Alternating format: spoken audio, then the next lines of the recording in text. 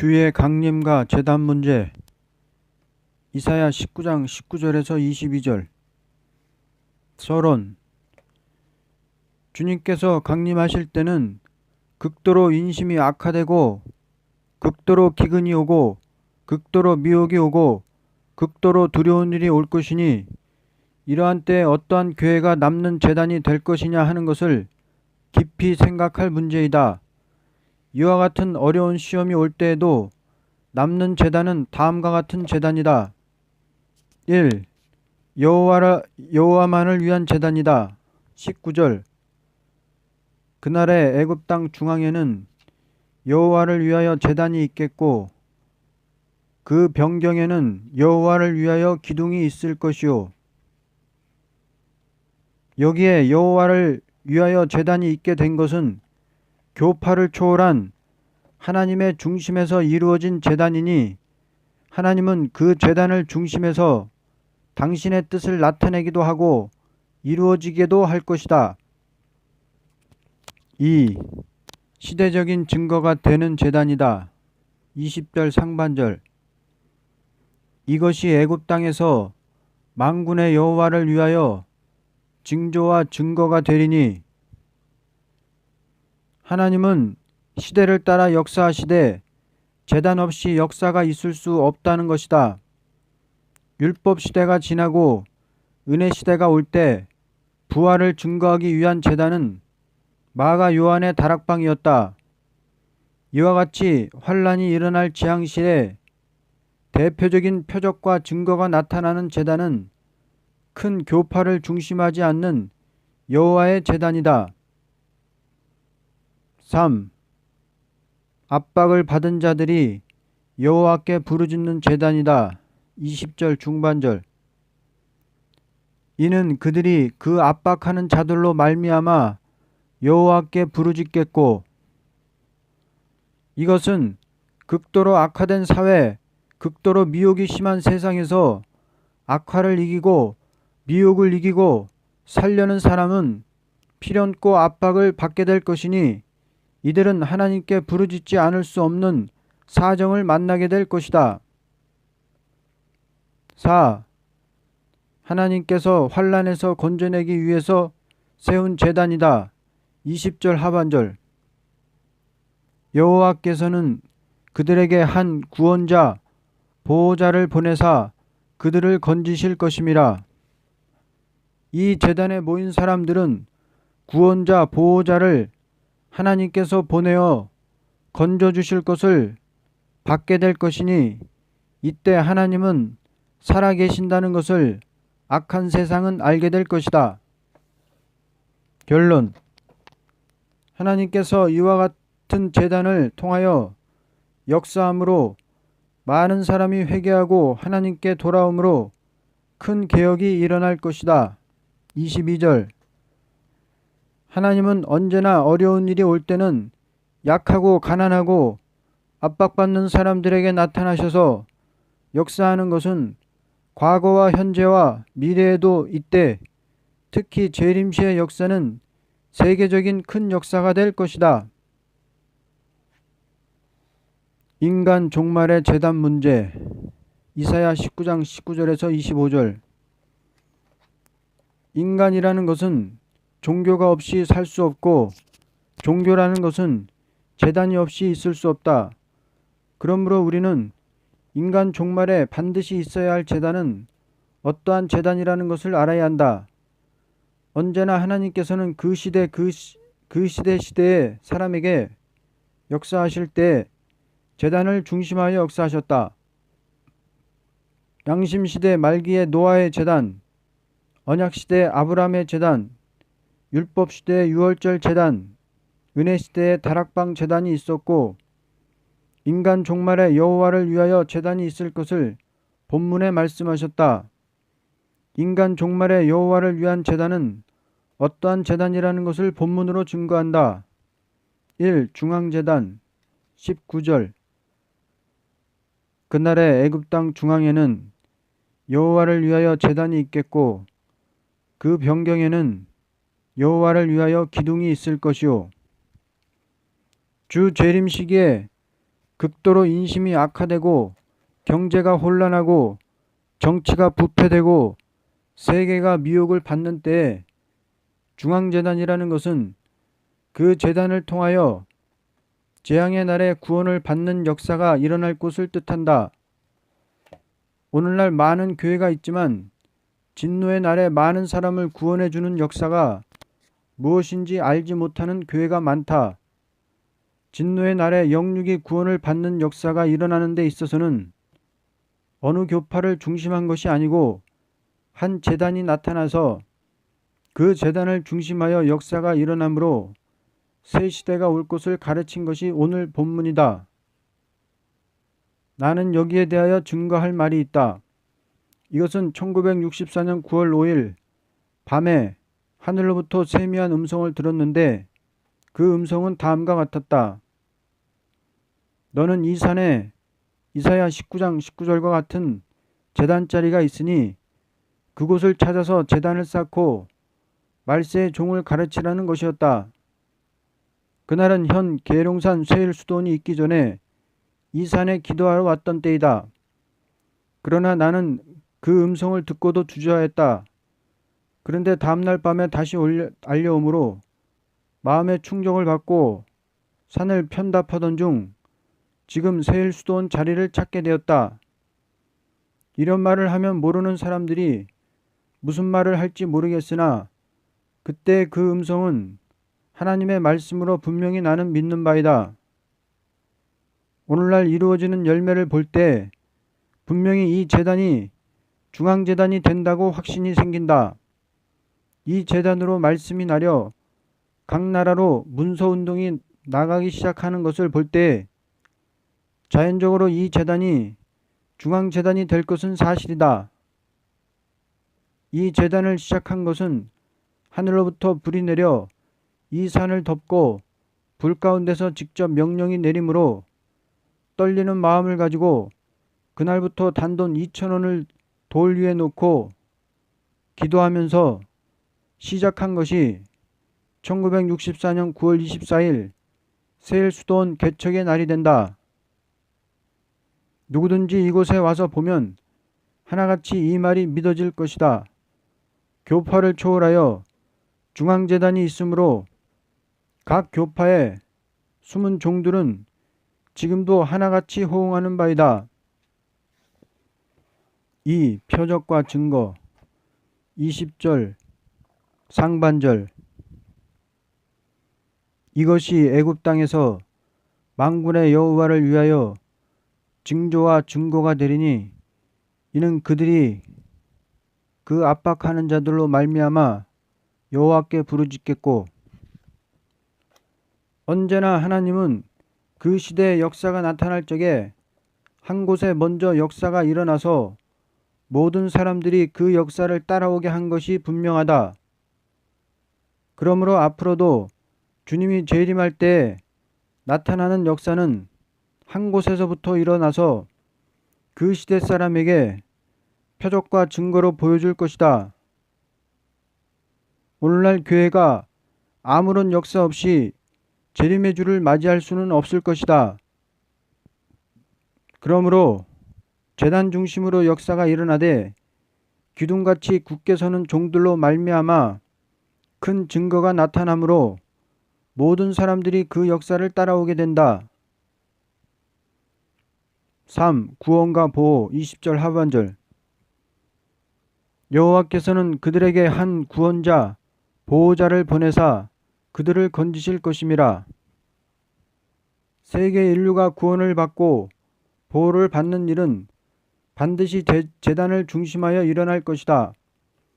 은혜 시대에는 예루살렘의 다락방을 중심하여 구원의 역사가 일어나서 세계를 구원하였는데 이것은 모든 죽은 영들을 지옥에서 천국으로 인도하는 구원이다. 그러나 여기에 구원과 보호라는 것은 영육을 아울러 구원해주고 보호해주는 것을 가르쳤다. 어떤 교파를 중심해서 역사하는 것보다도 여호와의 말씀이 임한 제단 중심으로 역사하는 것을 종말의 역사라는 것이다.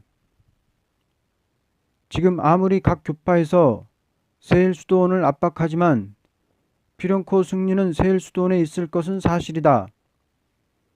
왜냐하면 현저히 계속으로 말씀이 나리는 데 있어서는 형 교계에서 이날까지 알지 못하던 성경의 진리가 햇빛같이 나타나기 때문이다. 하나님께서는 언제나 진리를 따라 역사하는 것이니 진리가 임하는 제단을 압박하는 자가 승리한다는 것은 있을 수 없는 일이다. 4. 세계평화 21절에서 25절 여호와께서 자기를 애굽에 알게 하시리니 그날에 애굽이 여호와를 알고 제물과 예물을 그에게 드리고 경배할 것이요 여호와께 소원하고 그대로 행하리라. 그날에 애굽에서 아수르로 통하는 대로가 있어 아수르 사람은 애굽으로 가겠고 애굽 사람은 아수르로 갈 것이며 애굽 사람이 아수르 사람과 함께 경배하리라. 그날에 이스라엘이 애굽 및 아수르와 더불어 셋이 세계 중에 복이 되리니 세계 평화라는 것은 전쟁으로 이루어지는 것이 아니고 여호와께서 말씀대로 역사함으로 큰 개혁이 일어나는 동시에 어느 나라나 복 있는 자는 남게 될 것이고 그 밖의 사람은 전멸을 받게 되므로 다 하나가 되어 평화의 왕국이 이루어지게 되는 것이다. 결론. 인간 종말이라는 것은 어떤 나라나 어떤 정권을 중심하여 끝을 맺는 것이 아니고 한 제단을 중심하여 여호와 역사하심으로 끝을 맺되 완전한 평화왕국이 이루어질 것이다. 제단과 구원 문제 이사야 19장 19절에서 25절 기독교의 구원이라는 것은 개인적인 구원도 있고 단체적인 구원도 있다. 영혼 구원은 개인적이라면 몸의 구원은 단체적이다. 영혼을 구원할 때는 죄인을 부를 때라면 몸을 구원할 때는 세상의 악인들을 없이할 때다. 그러므로 단체적인 구원에는 반드시 제단이 따르게 되는 것이다. 이제 제단과 구원 문제에 대하여 다음과 같이 본문으로 증거하기로 한다. 1.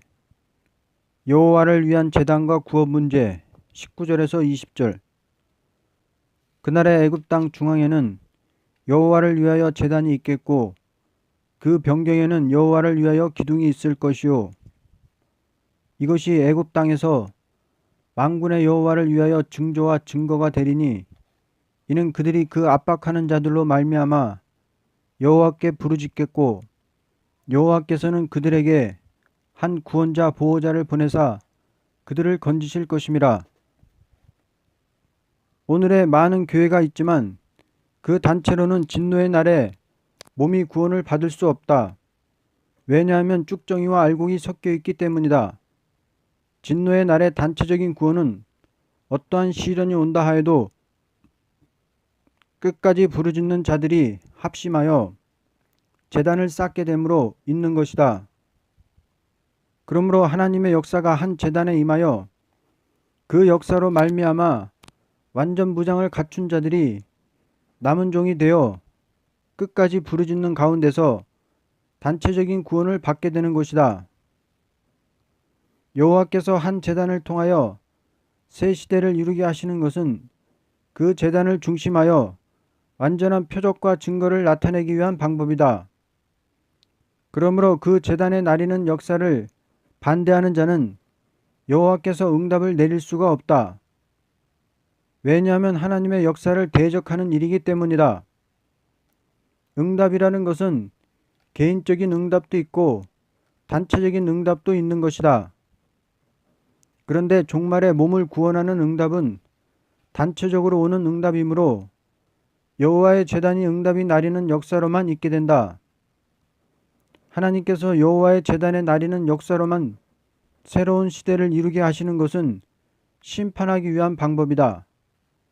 하나님께서 교회를 심판할 때는 한 제단 중심으로 참된 종들을 깨우쳐 하나가 되는 역사가 있게 하여 단체적인 구원을 받게 하므로 그 제단을 중심한 단체의 응답을 나리시게 된다. 하나님께서 이렇게 하시는 것은 알곡만을 한 곳으로 모으기 위한 방법이다. 알곡이라는 것은 진노의 날에 영과 육이 아울러 구원받는 자를 말한다.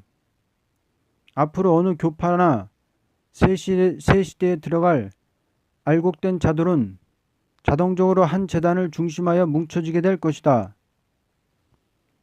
2. 간구와 구원 문제 21절에서 22절. 여호와께서 자기를 애굽에 알게 하시리니 그날에 애굽이 여호와를 알고 제물과 예물을 그에게 드리고 경배할 것이요 여호와께서 서원하고 그대로 행하리라. 여호와께서 애굽을 치실지라도 치시고는 고치실 것이므로 그들이 여호와께로 돌아올 것이라. 여호와께서 그들의 간구함을 들으시고 그들을 고쳐주시리라. 진노의 날의 단체적인 구원은 간구가 없이는 있을 수 없다.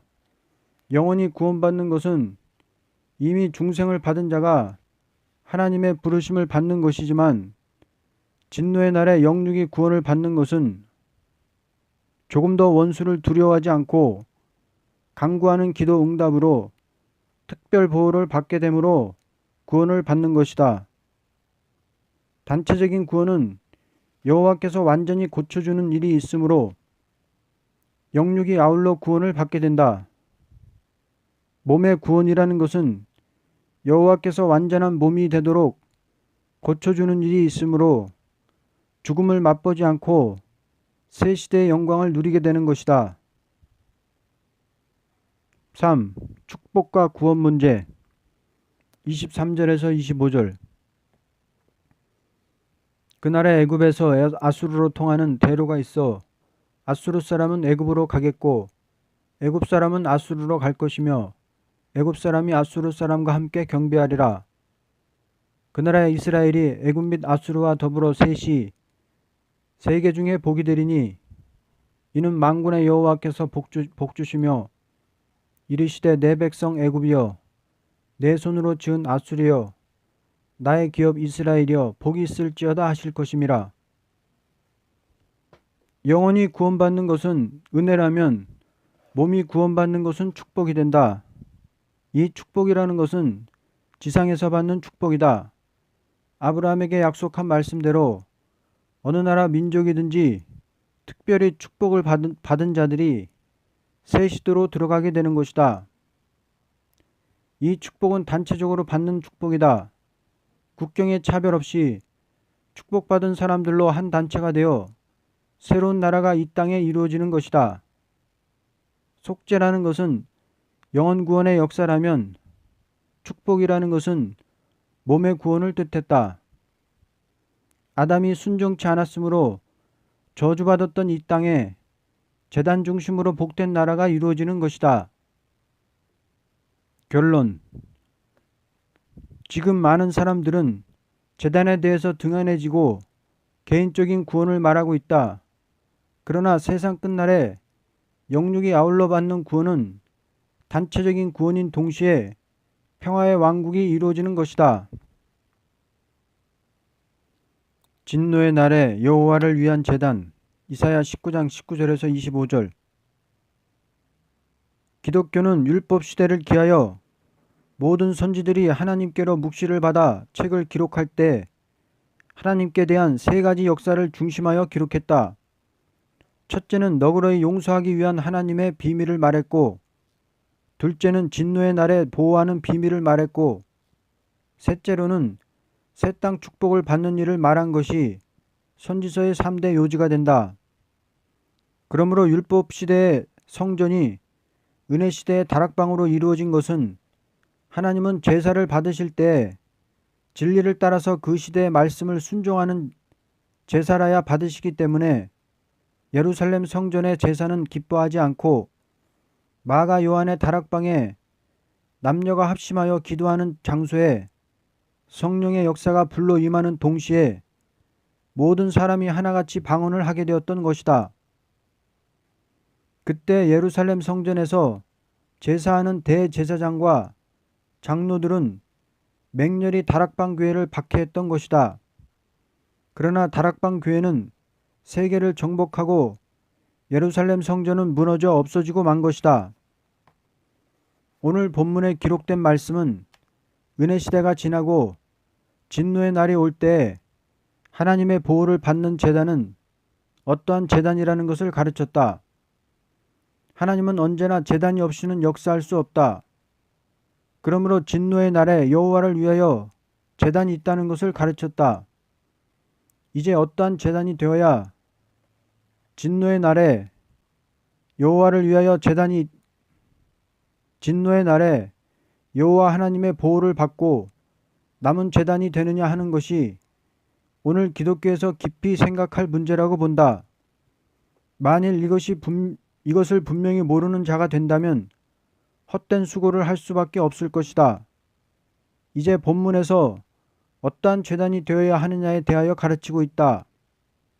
1. 진노의 날에 남은 종이 기둥이 된 제단이다. 19절. 그날의 애굽 땅 중앙에는 여호와를 위하여 제단이 있겠고 그 변경에는 여호와를 위하여 기둥이 있을 것이요. 제단이라는 것은 건물에 따라서가 아니고 그 시대에 하나님의 뜻을 분명히 알고 기둥같이 튼튼히 선 사람이 없이 여호와를 기쁘게 할 수가 없다.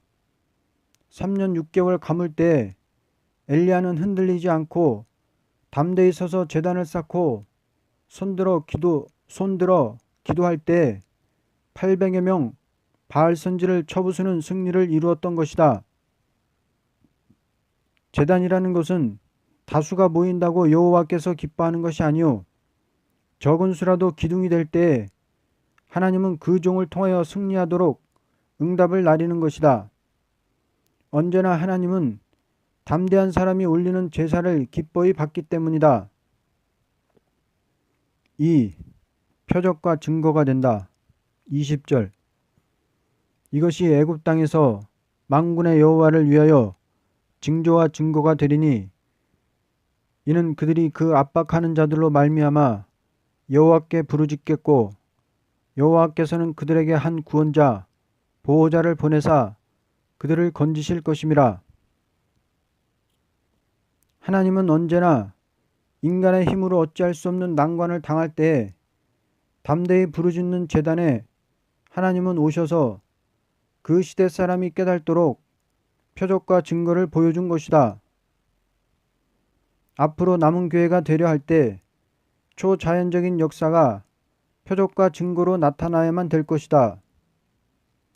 우리는 여호와께서 응답함으로만이 사명을 감당하는 제단이 될 것이니 아무리 원수의 압박이 있다 하여도 거기에 굴복치 않고 여호와를 위하여 그 시대적인 말씀을 증거하는 것이 있어야만 하나님의 보호가 같이할 것이다.